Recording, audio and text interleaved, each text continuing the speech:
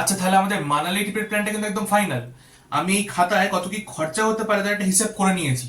বাবাই ভালো করেছিস, কতদিন পর কোথায় ঘুরতে যাচ্ছি, আলাদাই একটা ফিল হচ্ছে। হ্যাঁ ভাই, মানালিতে গিয়ে ঠান্ডায় মাল খাবো বারবিকিউ চিকেন দিয়ে। আর ভাই পাহাড়ের মধ্যে নিজেদের ছবিগুলো তুলবো, হেভি ছবি উঠবে, পুরো সোশ্যাল মিডিয়া কাঁপিয়ে দেবে। আচ্ছা সব হবে, আগে হিসেবটা করেছি সেটা তো শোন।